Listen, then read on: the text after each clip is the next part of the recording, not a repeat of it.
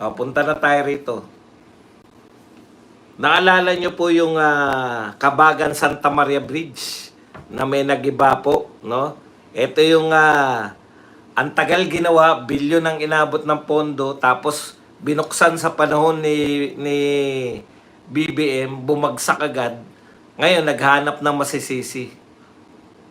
Meron na pong sinampahan ng kaso. Sasampahan ng reklamo ngayong linggong to. Hay, salamat. Sa wakas, may masasampahan. Badong, ano ba yan? Sino ba yung masasampahan? Congressman ba yan? Hindi po. Malamang contractor yan. Contractor ba yan? Yung mga kumita ba yan? Yan sasampahan ng reklamo dyan sa pagbagsak ng Kabagan Santa Maria Bridge? Hindi rin po. Sino po sasampahan ng reklamo? Yung driver. Yung driver ng truck na tumulay. Ng tinapay naman, oo. Imaginein po ninyo. Driver ng truck. Yung irereklamo. Wala kayong pakailam sa... Ibang klase po talaga rito eh. Wala tayong magagawa. Hanggang drive. Kasi kung hindi naman, sa bagay may katwiran din naman. Kung hindi kayo dumaan dun, babagsak ba yun? Driver po ng truck ang irereklamo ngayong linggo. Abangan po natin yung nakakatawa po talaga. Kung nga tawa ako ng tawa eh. Ang dami pong pwedeng singilin. Pwede yung mga politiko, congressman, mayor, governor, DPWH, di ba?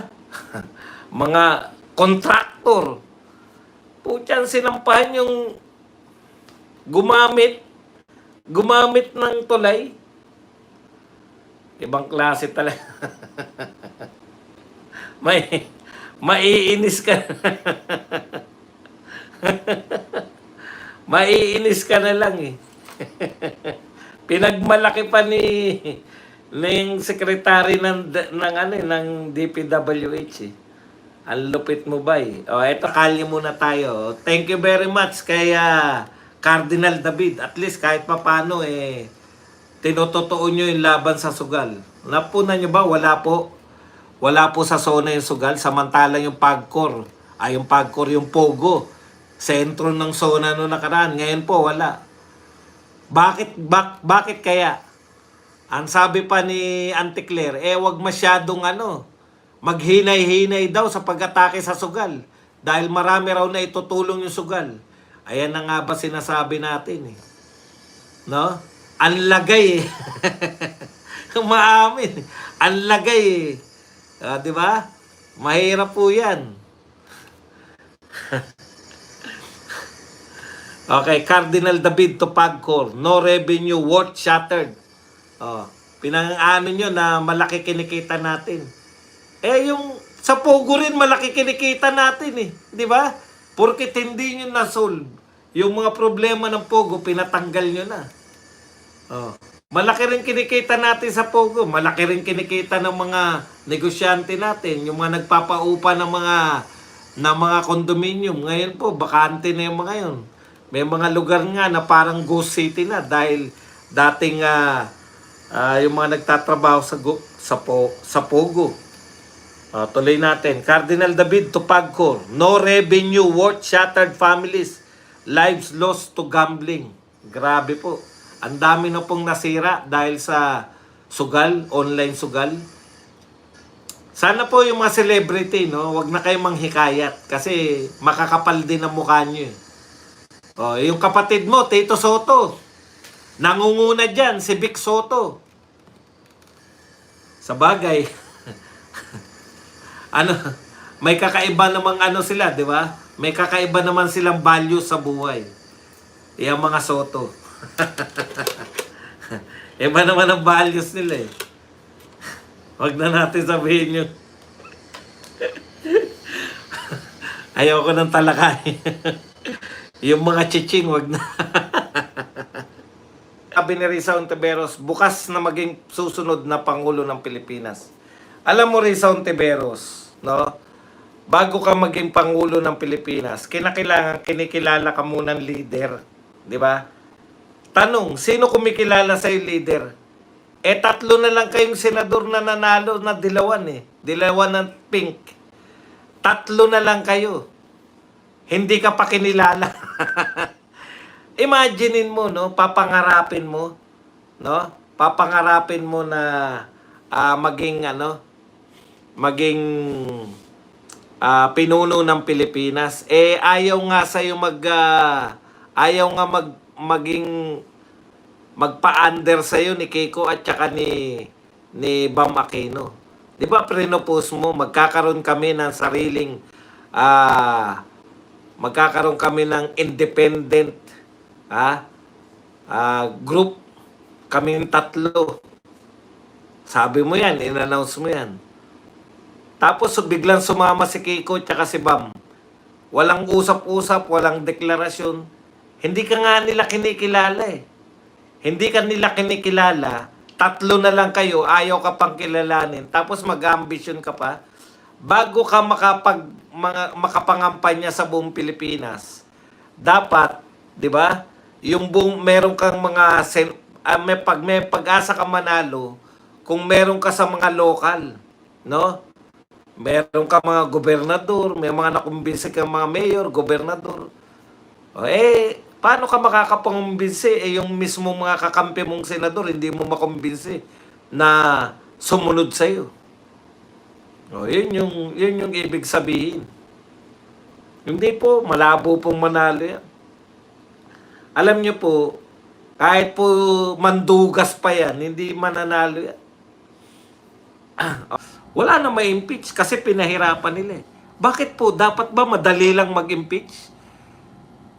Dapat po talaga pahirapan ng impeachment. Kasi kung madali lang, katulad ngayon, napakadali lang ng impeachment, 1/3 lang po. Hindi po, they unknown, 1/3 lang po para ma-impeach. Ibig sabihin po, yung mga congressman, 1/3 lang po ng bilang ng congressman, pwede na pong idiretso sa Senado. Sa Senado naman po, para ka ma-convict. Iba po yung impeach sa convict, no? Yung impeach po, impeach ka ng congressman. Congressman po nag-impeach kay BP Sara, na-impeach po si BP Sara. 1/3 lang po yan. Yung convict po, para ka ma-convict, kinakailangan 2/3. Huwag nyo pong lituin yung sarili nyo. Okay? 1/3 po ng bilang na senador, kaya 100 plus lang po yan, diretso mo na yan sa Senado. Ngayon, pag nagkaroon po ng impeachment trial, 2/3 po ng senador ang kinakailangan para makonvict si BP Sara. Okay? Sige. Kaya hindi totoo yung sinasabi mo, Tito Soto. At ang pinaka nakakatawa, yung sinasabi po ng mga matatalino pong mga mambabatas, pero binubobo tayo. At tingin ko, hindi ganun yung paniniwala ni Tito Soto. Mukhang naniniwala si Tito Soto dito. Kaya daw po, wala nang magiging impeachment. Una, pinahirapan. Ikalawa, kunwari daw, ito pa halimbawa niya, kunwari daw, impeach nyo si ombudsman. Di kung may kaibigan ka, ilang beses ko na narinig yan. Kung may kaibigan ka, magpapasa ng pangit, magpapasa ng pangit na impeachment para yun na isasalang. Ganito po yan, Tito Sen, no? Kaya nga po, mayroong congressman, mayroon dapat na mag-i-sponsor na congressman. Hindi po pwedeng kahit sino lang. Kinakailangan, makakuha ka ng congressman. Halimbawa, si Badong magsasampa ng impeachment laban kay BP Sara. Halimbawa po si Badong magsasampa po ng impeachment laban kay BP Sara. Dapat dahil hindi ako congressman, dapat makakuha ako ng congressman na kumbaga siya yung mag-host, mag-i-sponsor ng aking impeachment complaint. O ngayon, yung sinasabi mo, Tito Soto, sa tingin mo mga bobo yung mga congressman kasi. Gusto mo ba sabihin na bobo yung mga congressman?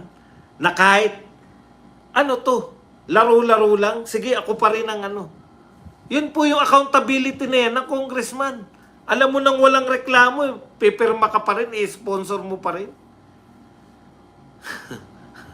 Hindi po ba?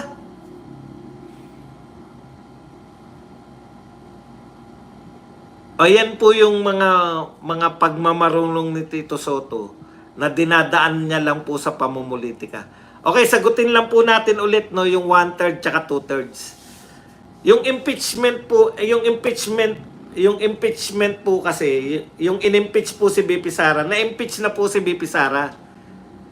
Ang impeachment po, pag in-impeach ka na po, ikaw po ay isasalang na sa impeachment court kasi na-impeach ka na eh. Okay? Hindi ka pwedeng maisalang sa impeachment court kung hindi ka na-impeach. Pag impeachment po ang pinag-uusapan, 1/3 po ng House of Representatives. Para madali lang pong kwentahin, halimbawa 300 sila. Kasi 300 plus sila eh. 300 plus po sila. 100 lang pong pirma ang kinakailangan. Lilitisin na po si BP Sara. Yun po yung impeach na siya. Okay?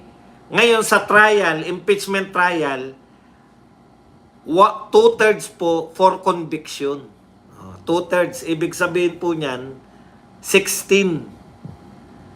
So ang kinakailangan lang po natin, siyam, hindi na po si BP Sara po, kung matutuloy kaso hindi na nga hindi na po matutuloy yan dahil nagpasya na po yung Supreme Court. Okay?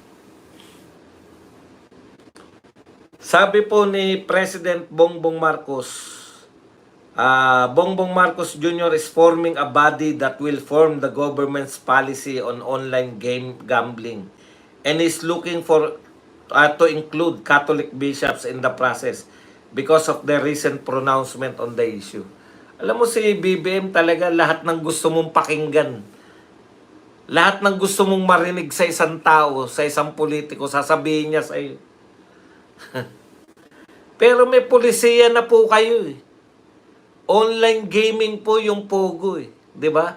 Ang buong akala natin, galit po kayo sa pagsusugal. Ang buong akala po namin, yung sugal po ang tinutulan nyo sa Pogo. Kaya hindi ayaw nyo. Ano po pagkakaiba ng Pogo dito po sa online gaming ngayon? Ang Pogo po, nagkikater po yan sa mga Chinese, sa mainland China, sa Hong Kong, at sa iba pang mga Chinese sa buong mundo. Exclusive po, no? Para po sila, galang po sila, online gaming po sila, na ang mga mananaya, ang mga naa-addict sa sugal, kaya nga galit na galit ang China sa Pogo. Kala nila Pogo, Chinese hindi po, ayaw po ng China, gobyerno ng China yung Pogo.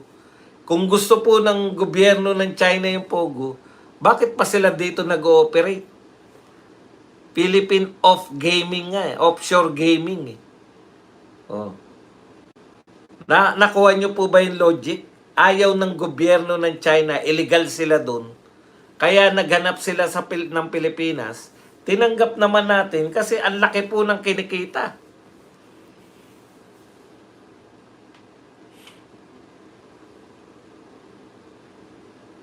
So sa madaling salita mga kapatid, akala namin ayaw ninyo Mr. President, kaya nyo binan yung Pogo.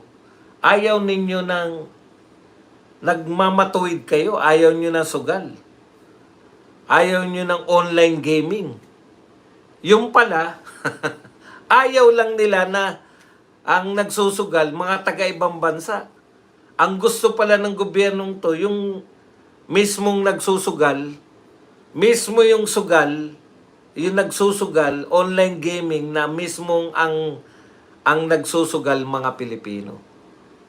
Ang tagal naman po ng pag-aaral na ginagawa nyo. Hindi pa ba sapat na marami ng buhay ang nasira? Hindi pa ba sapat na marami na pong pamilyang nawasak?